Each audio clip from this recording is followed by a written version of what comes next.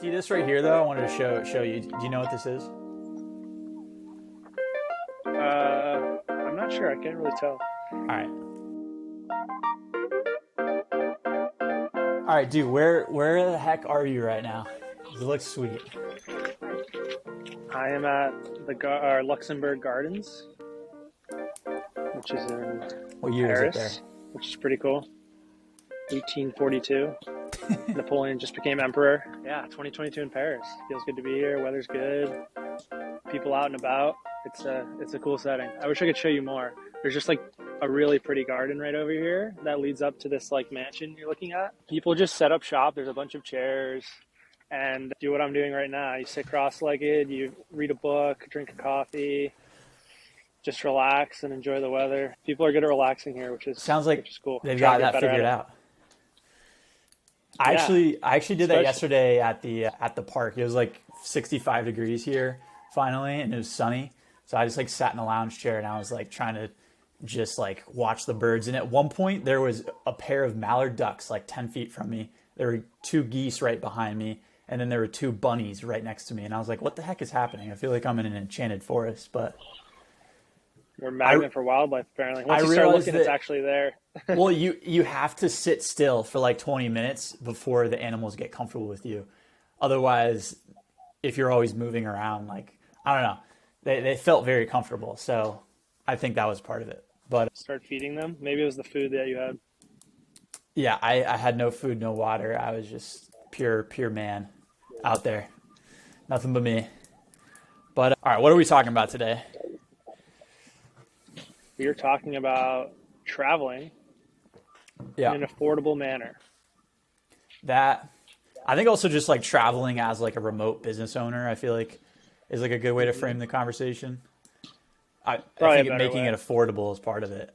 But I mean, when we started Authentic like 3 years ago now, I think that this is probably a big reason why we wanted to run the agency, because we knew we could do it virtually and remotely. And what's weird is like at the time, we graduated about a year and a half before COVID. Like most all of our friends, even if they were going into digital marketing or something of that nature and like taking a career, remote work wasn't an option at that point. And then COVID comes along and like, it seemed like all of our friends started working remotely, which kind of made what we were doing like actually not that unique in the sense that we could work. I found that interesting. I was like, there's definitely more remote work opportunities now, but I do remember when we started the business, we're like, it would be great to be able to have a business that can travel with us, you know? Dude, I feel like one of the main reasons, yeah, like you said, we wanted to do our own thing in the first place is freedom of place and a little bit of freedom of time as well. And we were totally contrarians at the time, not for contrarian's sake, but like that was not the normal point of view, especially for like where we went to school. And yeah, it's funny, like the pandemic made a lot of people realize, well, some people still like going to the office, but it made most people realize like, wow, this is a possibility for life. And now with more people having the opportunity, with less people going back, they have the opportunity to do stuff like we're doing, which is working remotely, running a business remotely from literally like wherever. Like I'm 6 hours ahead of Grant right now, and we can still run the business, which is pretty cool. Some traditional corporate jobs might not allow you to like go to a different country, but maybe they'll let you go within like a different place in the US. So it is funny how it's totally become normalized though.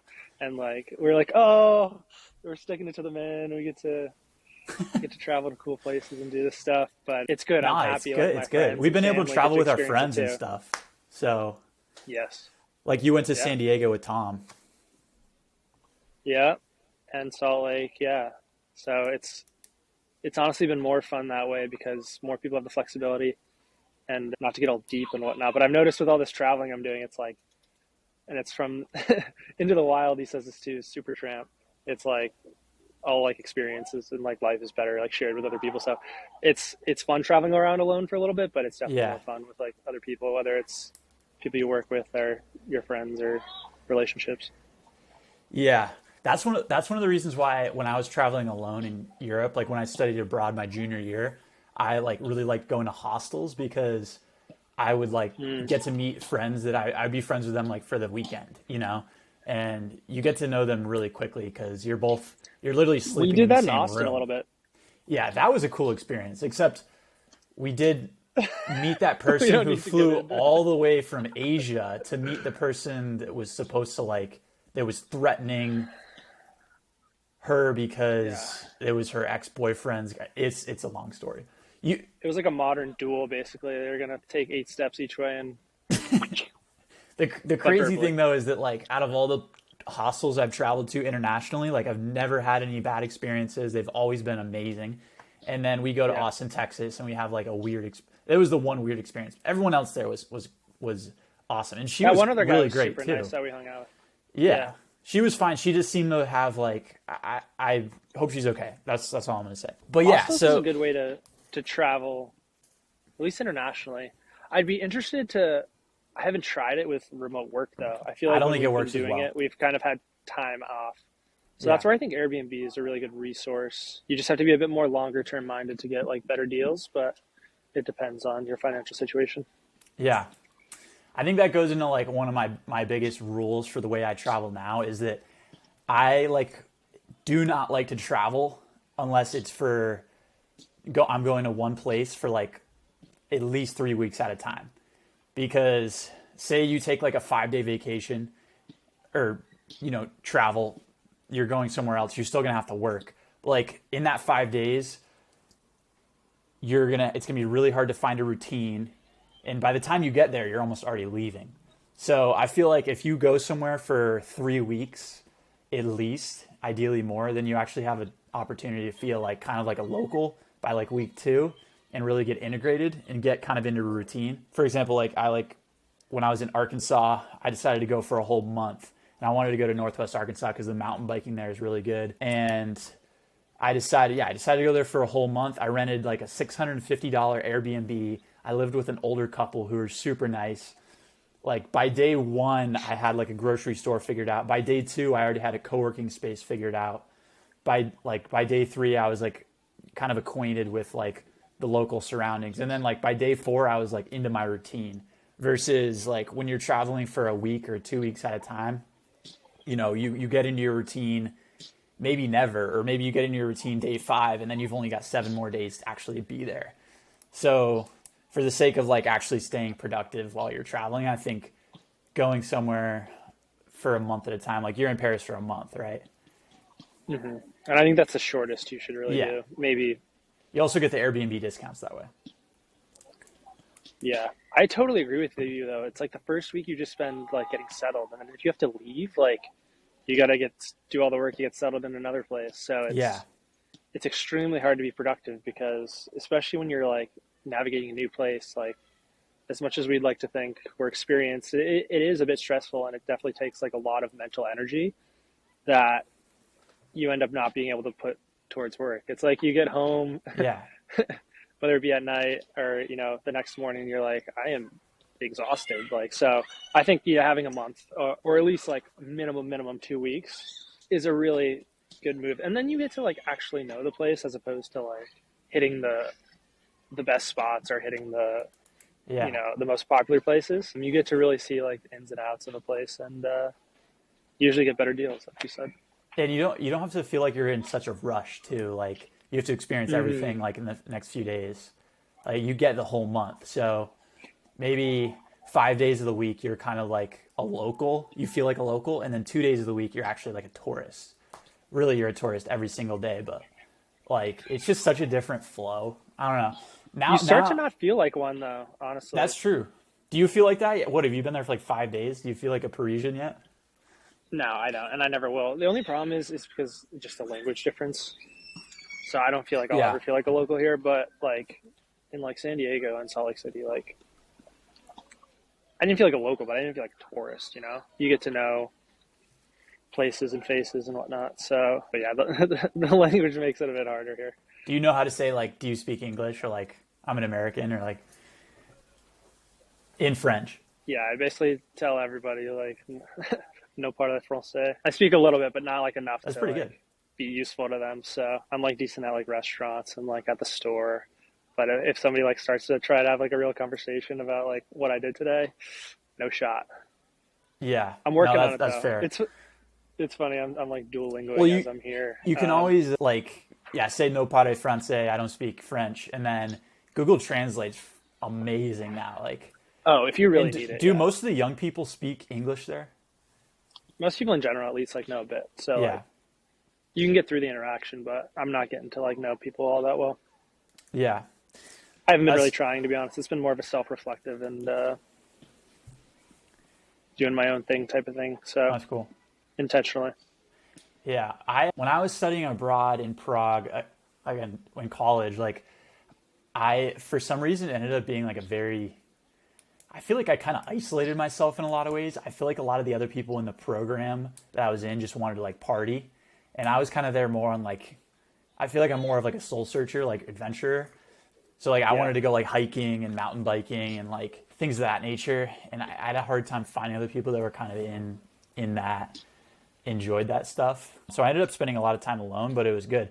I spent a lot of time with Tim Ferriss listening to his podcast actually, and that was like I almost felt like I want to say a great awakening for me. I don't know. He's a very like I It's a found big him to be proclamation there. yeah. I found his like his podcast episodes and just what he had to share to be like very foundational and helpful for me.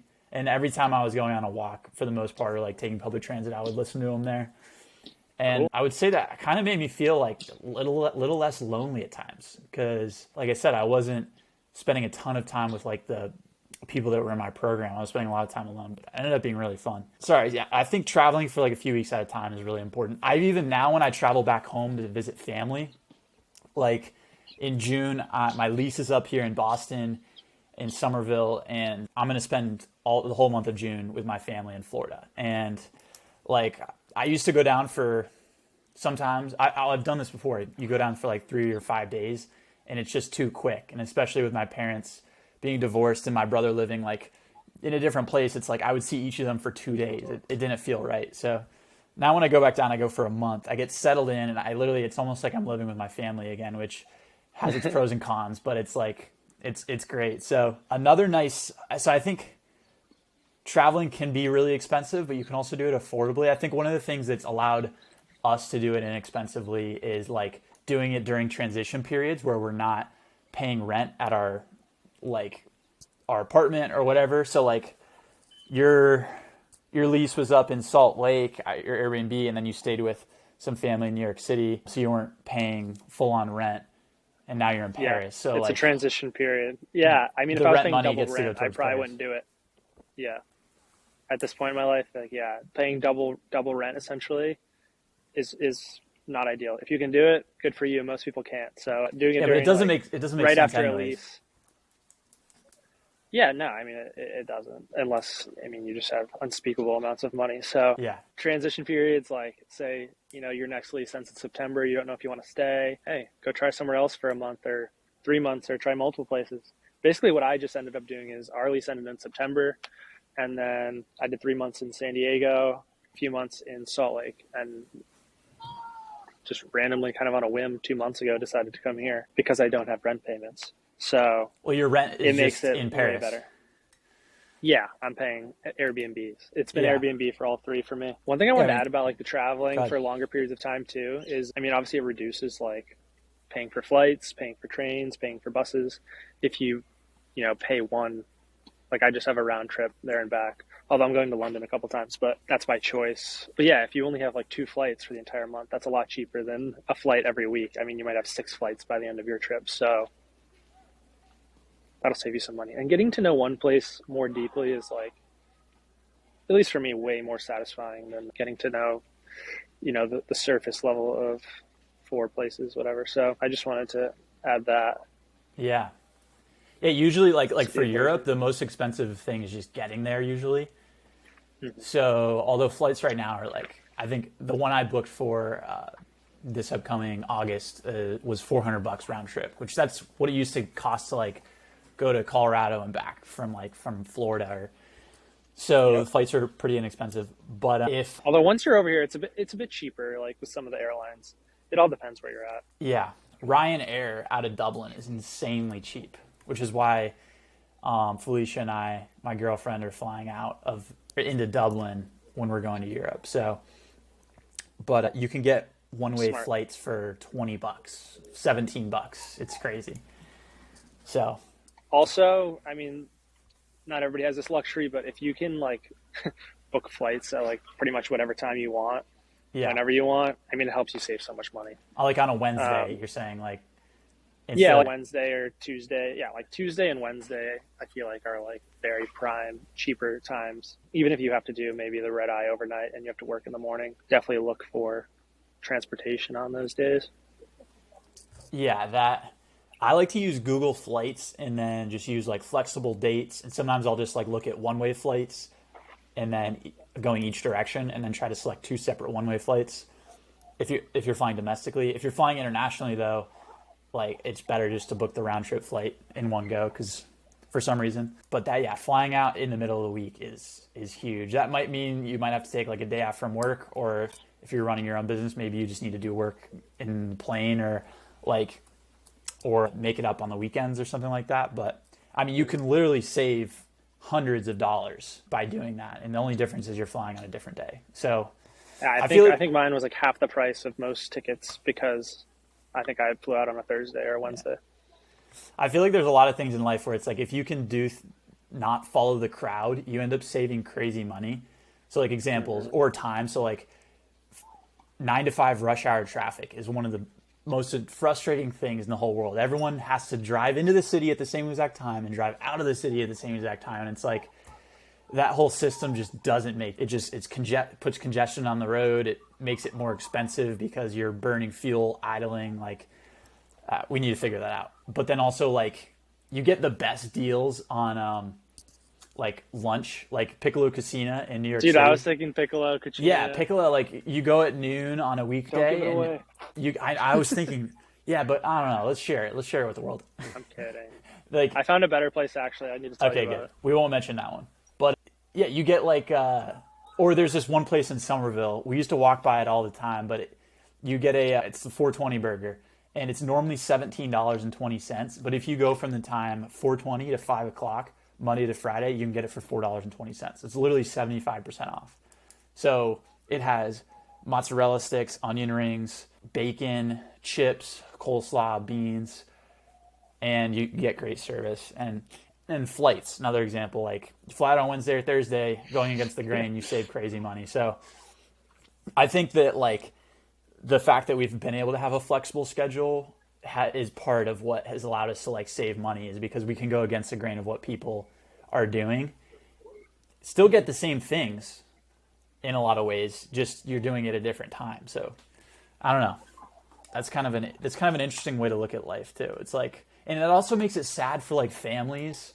I'm thinking like during school vacations, like spring break, everyone is doing spring break at the same exact time. So it makes travel for for families so much more expensive versus So if you much. can travel like on an off season, it's really helpful. So yeah, I'm hoping that as a society we can all figure out like a more efficient way of doing things. Yeah. We've got a long way to go. Speaking of off times, an interesting thing in Paris, and I think this is probably, I'm pretty sure it's true for most cities, but it's very museum oriented around here. So I looked up, there's some free museums. I also looked up Cool. like a lot of times, like once during the month or like every Sunday or something, a museum is free. So the first Sunday of every month here, there's like 20 museums that are free. Like looking up something like that, if you're interested in museums or like, I don't know, whether it be like different parks or whatnot in different cities, like looking up, I mean, you can literally just search like free museums or whatnot. And literally what popped up for me was at the first Sunday of every month, some of like the major museums here are free.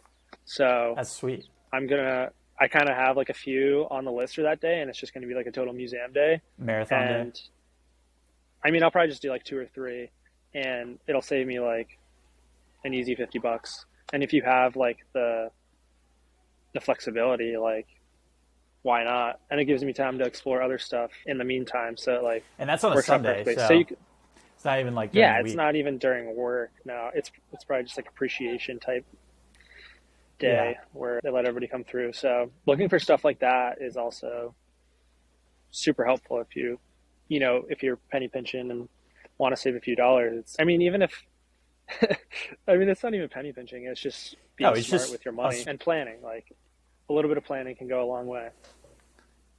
You also, my dad taught me this, but like, you just have to ask people. Like, if you go to the front desk of anywhere, like you're going out to a restaurant, just ask them like, hey, do you have any deals? Or like, do you guys have any discounts? And sometimes they'll tell you, like, they're not obligated to tell you every single one of their discounts and deals. Like at that 420 burger place I go to, if I see someone ordering a non 420 burger at the table next to me, sometimes I'm like, hey, did you know you can get a 420 burger? And I'm like, they're literally spending like $60 on their meal for two burgers for two people. And then me and my friend, my roommate, will get out of there for like $8 total. But you can do the same thing at museums, or like, you know, just say, hey, you know, do you guys have a free day? Sometimes they don't advertise it, but like the local staff will know about it and they'll tell you. So, I mean, it takes a little bit of bravery, but like there's no harm in asking. And yeah, I mean, also a cool thing about those times sometimes is like they're doing it during off hours when it's not very busy. So it makes sense for them to just say, hey, come on in. So like you kind of can go to a museum when there's like no one there. I expect the Sunday free day for Paris to be crazy probably packed. A bit crowded. But like, if you know, I went to the Harvard Art Museum 2 weekends ago on a Sunday. It was the same thing, free day. It's normally $20 per person, and it was not that crowded at all. Very, very cool spot, by the way. The Harvard, if you're in Boston, Greater Boston, like the Harvard museums, there's a science museum, there's an art museum. I'm sure there's some others, but like they're really sweet. They have good collection. Well, I didn't even know they had that. Yeah. So, gosh, there's so, I mean, that song, like the Surfaces song, like all the best things in life are free, or whatever, however it goes. That's definitely a mantra of mine. Like, there's so many cool things out there that are free. I think you and I have been forced into finding those, because it's like, all right, you know, we have a constrained budget. How are we going to make the most out of life? Let's figure out the things we can do for free, and then you can do them over and over and over, which is why it's good to have hobbies like surfing or like mountain biking or running. It's like, you got some running shoes, you got a surfboard, you know, you go whenever you want. It's not like going to Disneyland where you got to pay $80 every time you go. Not at all. I mean, a cool thing is like most outdoor stuff is free for the most part. So you can really take advantage of anything that has to do with nature. If that's something you like. It's not for everyone, but like this park I'm in, I mean, I'm literally here probably every day, and it brings me more joy than any museum pretty much ever could. And it's free. So dude, humans are nature. We are nature. Like, if you're not getting your dose, I don't think that you can maximize your life. That's a strong opinion of mine, but I believe we are nature to some extent. Got to get your dose. I think we both agree on that. So sometimes people ask me, they say, hey, Grant, how does your video repurposing service work? Figured I'd show you that today. So maybe you've put a ton of time and effort into creating this piece of long form content, and you feel like it's kind of stuck behind bars, maybe lost in the black hole of the internet. So you drop it in a box and you send it our way. All right, I feel like there's gonna be some pretty good gems in here. Let's give it an open. There it is.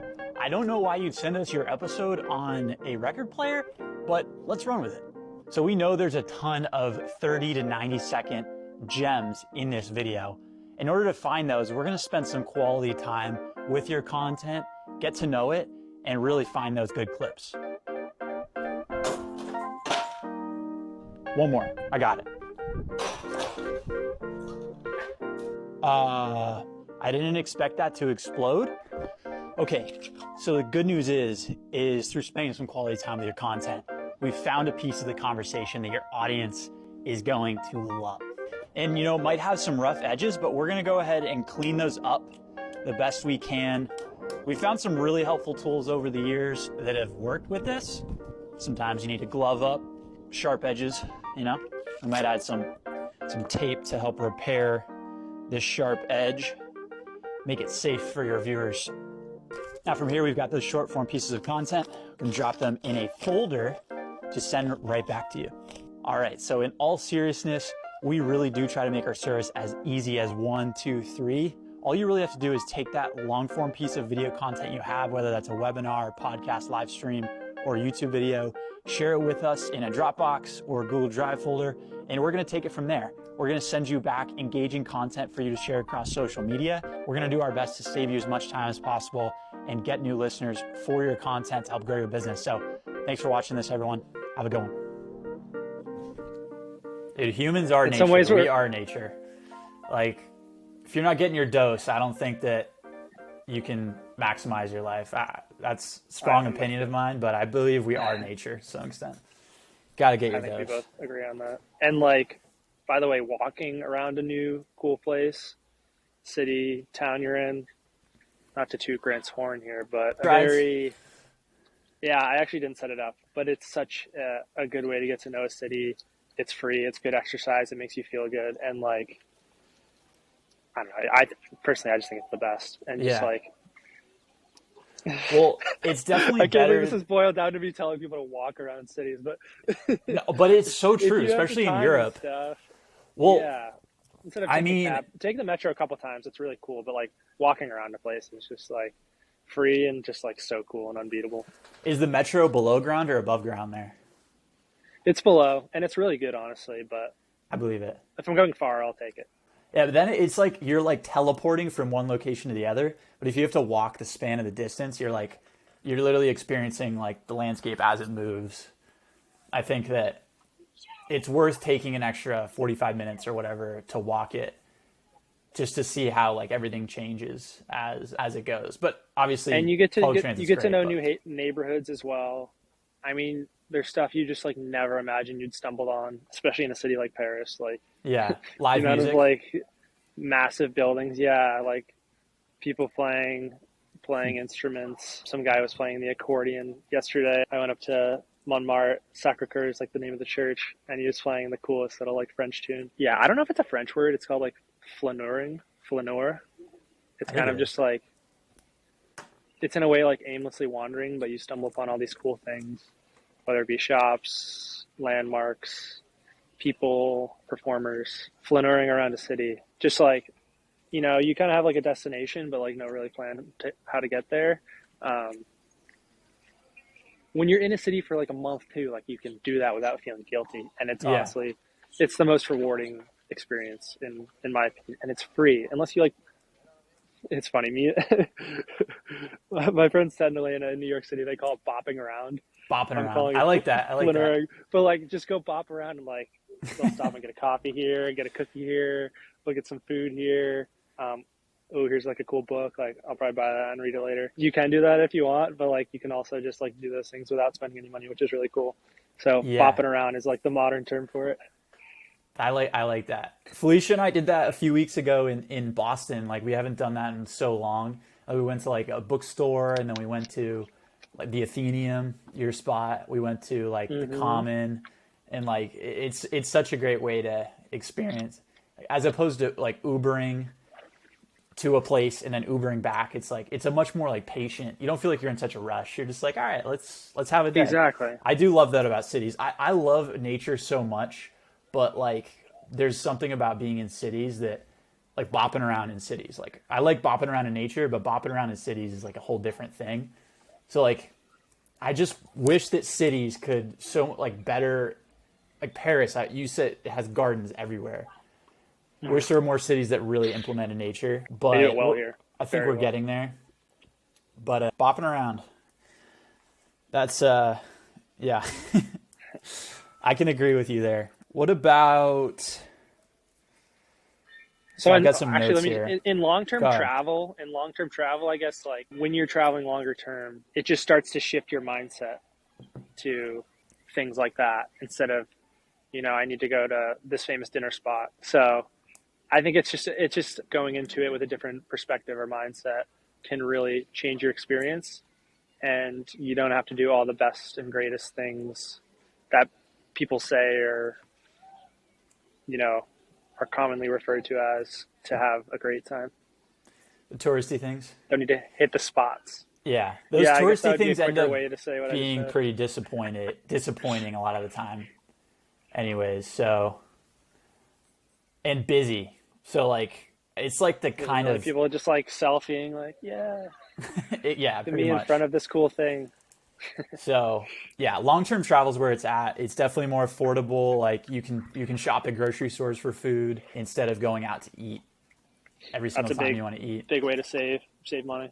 See this right here though? I wanted to show you. Do you know? I'm not sure. I can't really tell. All right. So I'm on my phone screen. yeah. So it's for Whoa. camping, but it clips onto a coffee mug. And then this is one of my favorite travel hacks. You put coffee beans in here or ground beans, and then you pour hot water through it, and you make coffee. I bring this like when I travel now, and like That's when a I was true in coffee Arkansas. addict right there. Yeah, but it's good. The thing though is like you drink a lot of bad coffee when you travel sometimes, like especially like if maybe not in Paris, but if you have something like this, like when I was in Arkansas, my host family, my Airbnb host, they had a Keurig, and Your Keurig's parents, your Airbnb parents. my Airbnb grandparents, yeah. The Yeah, Keurig just wasn't doing it for me, so I started making my yeah, coffee in this, and it's you can control the pour. It's yeah. you can literally bring it wherever you go. It's great. It's way better. Drip coffee So on the go. drip coffee on the go. Affiliate link down below. Yeah, so But yeah, tools there's like that hack. that Grant has can make. Yeah, it's such a good hack. Any other hacks you have? I mean, learning. I think that I got better at traveling when I started camping and doing like backpacking, because you find all these crazy cool tools like this that help you pack really light. I think that's another hack. Like try to have everything on your back, like on your back. Like a backpack, if you're traveling too heavy, like you just end up getting it's a little different when you're traveling, I guess, a month at a time because you can get settled into your Airbnb and stuff. But Yeah, usually the lighter the better. You kind of have to consolidate your hobbies maybe for a month.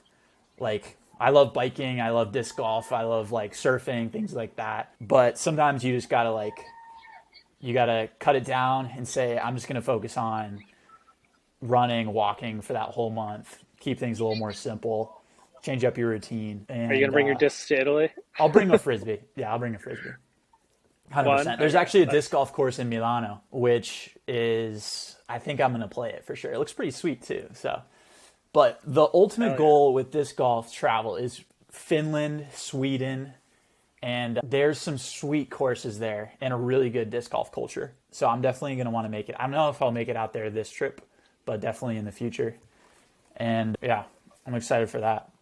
Discs are easier to travel with than golf clubs, though. We'll say that golf clubs are maybe one of the most expensive things to travel with, other than like a bike. So frisbees, like you could, if you wanted to simplify it, you could bring like three of them, and then gotta bring a putter, a mid range, and a driver, and that's it. And you're good. Another thing I was thinking about as far as this conversation is like resetting your expectations for productivity and like the type of work you do.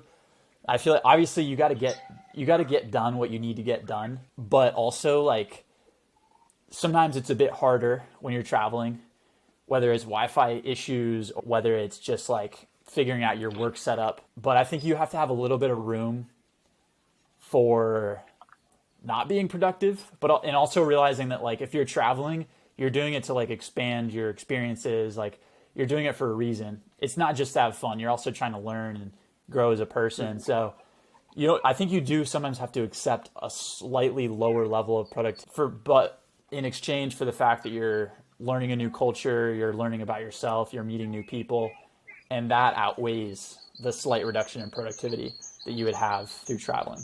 I don't know if you have any thoughts there, but I think that's something that I've had to come to terms with because I often feel guilty if I'm not like fully productive, and when I'm traveling, it's hard to be 100%. So, yeah. I totally agree with you. I was literally actually talking to somebody today about that. How, I mean, I was bred in such a type A culture. I mean, you're just more type A in general. I don't know if Florida is naturally that culture. But I was saying how I feel bad sitting around. It's amazing. And I think a lot of it's just conditioning. Yeah. And you do have to give yourself a break, I think, because I think the experiences we have on like trips like this or far outweigh like in the long run. I don't think productivity is the right word, but it's like the cliche, like the investment in yourself. And I think in the long run, it's going to pay way more dividends than, doing those 2 extra hours of menial work that you can do tomorrow morning anyways. Or like, when you're on the train or when it's raining out. So I agree with you. You do kind of have to like shift your perspective and keep reminding yourself like it's okay. You're like here to experience and like definitely get done what you need to get done and like, but it is interesting. I mean, the problem, like, if you're doing long-term travel, you obviously need to be like productive and create consistent systems. If you're like doing, it's a bit easier to just like give yourself a break and be like a little bit less productive. Well, we were talking I'm about still trying to yesterday find the though, balance, I think. is like we've been going through this transition with the business where we're still heavily like involved in client work, especially you. And Honestly, it's the past few weeks, it's become less and less, which is nice. yeah, but because we're finding talent that we can work with that can do our work as good and better than us and do it more efficiently. Like with our business, we are our bottleneck. So I think Tim Ferriss has talked about this Entirely. before, but like setting up times where you do travel forces you to build the systems in your business to where it can run more smoothly and efficiently without you having to be always present, because the only way our business is going to grow is if we can get more efficient and find out people that can do it more efficiently and do it better than us. And that's the transition we're going through with our business right now, and it's really hard. It's hard to find it's hard to let go, I think, and it's also hard to find the right talent, and we're lucky to be working with some really awesome people right now. And we're trying to figure out exactly where everyone plugs in, but that's one of the things that like you do get kind of it's hard to be fully productive when you're traveling 100%, but it does force you to think about your business from a different perspective, and that like, wow, we need to systematize this, Yeah, which is a great transition. If you never let yourself make that transition, then you're just going to be stuck. So true. It does force you to think about how to use your time more efficiently when you are yeah, and before you go on a trip like this. Like the month before I came here, I was very much head down, not sitting in parks, kind of yeah, getting ready to putting systems. At this point in time, it was more people in place to help, like you said, do it even better than we do. So yeah, that's a good point, and it's so true.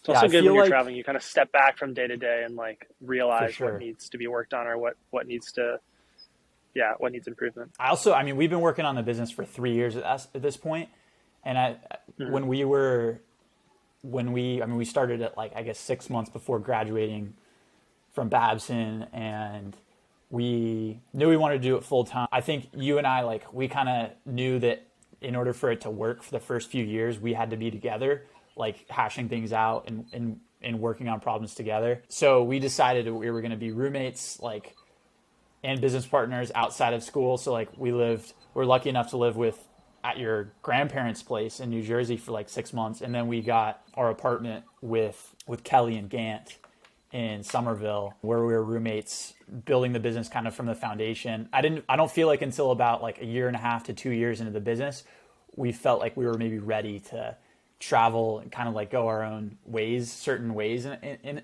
a way, because I think it did Yeah, take some time for us to get comfortable with like working with each other, like just figuring out what the heck we're doing, where to fully focus our time each day. And now we're at a point where we just trust each other, and we just like each have our roles, and we kind of know what needs to get done, and therefore like when one of us is going to travel, the other person doesn't need to like ask for permission or something like that. Like there's just the assumption that things are going to get done.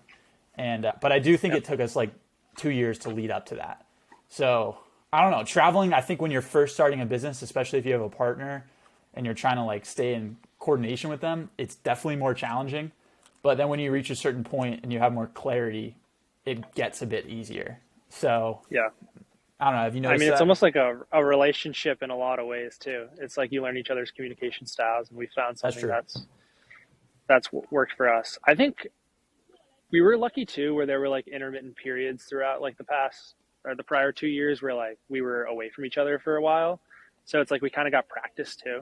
Yeah, like Uh, visiting family or things of that nature. Wait, what? No, I meant like maybe I would be in like Stone Harbor for a month or Yeah, New York for a while, and you were in Florida visiting family because like you said, we like to do stuff for like a month now. No, I say definitely, like, it helped us lay the foundation and figure out how we work together and whatnot. Yeah, that was good practice. In Tim we Ferriss's book about, I can't remember if it was 4 Hour Work Week, but he was always talking about, this was like 10 years ago. Maybe it was just like a blog post or a newsletter, like how to convince your boss to let you work remotely. And what he suggested was like I think I lost you, but maybe not. There we go. You're back. But it was a lower power message, 20%. So he's like, what Tim suggested is that when you approach your boss, you say, the reason I want to work remotely is because I think I can actually be more productive. And to experiment with this, I just want to start out by working on Fridays from home, and just to prove that on Fridays I can be just as productive at home as I am in the office. And this was like 10 years ago when you actually had to like prove that remote work was something that could work and like kind of ease yourself into it. So I think that was his way of convincing like someone who wasn't very familiar with remote work to get the ball rolling and realize that it's possible. I think for us, like doing some traveling intermittently while we were still roommates, like you said, was like, it was good practice for how do we communicate virtually about also, not to bring it up, but like the pandemic, we were literally apart for months. So oh yeah, that's true. That also accelerated our learnings of how to do it. Dude, should all business partners be roommates at a certain point? I know the answer to that is no, but I don't know though. If you can't live together, I don't think you can work together. There's something so telling about like living together. Like if you can do it, then I mean, you see that person every day. Like you're probably gonna get along fine as business partners. If you get in fights living together, do not build a business with them. I don't think it's gonna work because there's gonna be a lot more serious stuff than dishes left in the sink. Unfortunately, I've never lived in a house where there wasn't someone who was slacking on dishes. Yeah. And you and I were always good. But yeah, no, I think it is good. I think it was good for us. It was also, I think when we were deciding to rent a place, I was telling Felicia this the other day though, but we were looking at office space and we're like, we're just going to get an office and then we're going to live in the office. Cause that was like the cliche story of like entrepreneurs. Like they like, you know, Elon Musk like slept under his desk for 5 years before he even had his own place. That was more, I think, because of workaholicism than like saving money. But then we decided, we were like, wait, why do we need an office when we could just rent a house with like a kitchen and then just work out of our house? It's like not that different. It's just a space at the end of the day. And when we were meeting with people, we were meeting with them at networking events and over Zoom. So we didn't need them to come into our office. So that was kind of a weird dream we had at one point, but imagine if we had an office right now too. We were paying for an office. Like we wouldn't want to really leave and travel long term. I mean, it's one of those things not having a rent payment. So it would totally change. I would feel guilty to like not be in the office if we were paying rent for an office. So I can't imagine like a company like IBM or something like that, the amount of rent they're paying for their office space, and like, I don't know what % of their workforce is going into it. Or like Apple spent like $1 bajillion building their headquarters, that like cool circular building. And then everything, you know, COVID, people started working from home. It's crazy. I'm glad everything worked out the way it did for us, but not having an office is nice. So, but I do like having my space. One other thing. Yeah, it is nice. Just another thing for traveling, if you have the luxury, friends and family, if they're in other cool places, like obviously that can make things, even if it's just like a jumping off point, like maybe you only stay for a few days but like, I mean, being able to stay with somebody, definitely helpful, them picking you up from the airport or something. And then you get to spend time with them too, obviously, which is like the most fun part. But I mean, just like if one of your friends lives in a new city, maybe they'd let you come and maybe you throw them a bit of money for letting you stay for a couple weeks if you want to do it long term. So that's always a definitely good do your dishes there. You better. Yeah, I agree there. I think there's a lot beer. of definitely 6-pack of beer, maybe some vino, maybe some Josh. But I think there's a lot of guilt associated with like living at home, as I think it's been a little bit more normalized since COVID. It's like if I'm going to be working remotely and there's no point Entirely. in moving to a new city, or like that was all complicated. A lot of people work like just live at their family's home, but like literally for tens of thousands of years. All right, go back to the beginning of humanity. Like humans have been living in families and living together and helping each other. And I was thinking like a few months ago, like, you know, my parents are divorced. Like I was saying, my brother and I don't live together, but like my brother has a house. He also has two cars. My dad has a house. He also has two cars. My mom has a house. She has a car. I have a house and I have a bike. And Where it's are you like going with this? we all live in these like different places, like Yeah. across the US, across Florida, and like it's not how humanity is lived for, you know, and like I was saying, there's guilt associated with like staying and living with your family at sometimes. But for the longest time we've been living in family units, we've been helping each other.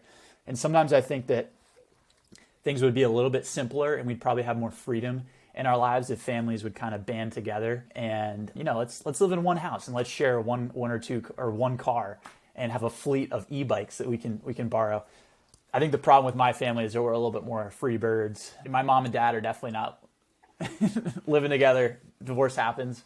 And yeah, I just thought about the absurdity of that, of like how so many families, like we're just so spread out. And I don't think point of the story, I don't think we should feel guilty to spend a few months living there, especially if you're working from spending quality time with your family, maybe saving some money too, helping them out, things of that nature. So yeah.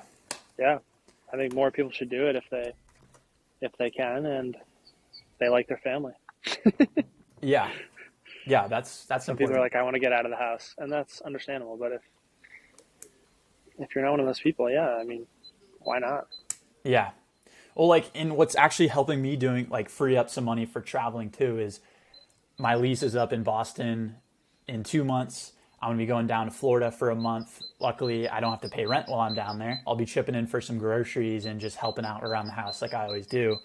But then the following month we'll be in Europe, and then the money that's saved during that time I'll be able to kind of put towards that. So in a way, they're kind of helping that adventure actually happen. So not everyone has that ability, that opportunity, but Yeah. if you do have it, you know, there's no shame in taking it. So yeah, And I mean, when I'm looking back at my experiences and however many years, like I will 100% want to pay it forward to somebody else. Kind of like when you go stay with your brother, you're not paying. I'm staying with my sister a little bit in New York. I'm not paying. Like, yes, we're not, we're lucky right now, but I guess what I'm saying is like, don't view it as like taking advantage of the situation. Like, just pay it forward in the future so that other people can do it as well, whether it's your friends or other family, younger family members. So it's not, yeah, you can't view it that way yeah, because you can pay it forward in the future. for sure. When we're buying a house or renting for the rest of our lives, like millennials do, Yeah, I got to figure out where I want to settle down before I buy a same. house. I feel like I've been that's thinking going a to lot be about it. be a while. Yeah, we're both 25 years old, right? You turned I 25 know. 2 weeks ago. Like I used to be sometimes old. I Now it's sometimes like I feel old, super young. but then I realize like we're so young. Jeez. I guess at the end of the day, though, that's just a mindset. You can feel young at any age, but we've got to. If you're young, you have an extra almost like obligation and ability to do some travel and travel throughout your life. Do it when you're old, but it's awesome to start when you're young as well. So I'm really fortunate we've been able to do that up until now, and hopefully it just continues to accelerate. So, all right, how should we wrap this up? Any closing thoughts?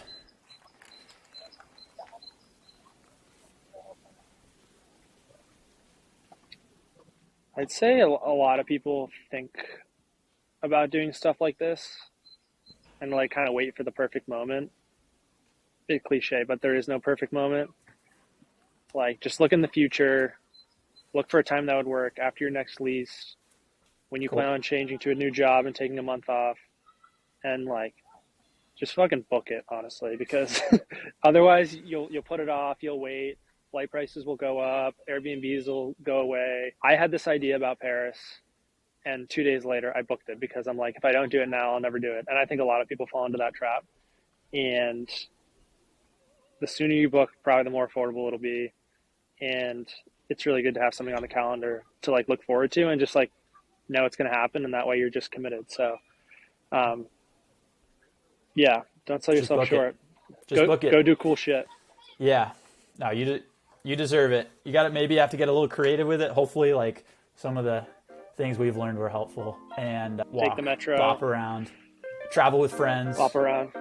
Don't feel guilty. Yeah. Don't feel guilty for it. Or a better way of saying that is just you deserve it. You deserve it. You deserve to do it. So cool. Well, hopefully this was helpful, everyone. Thanks for listening. And if you have any tips about how you like to travel as a remote entrepreneur or remote worker, let us know down below. Love to hear it. Peace. Peace, y'all.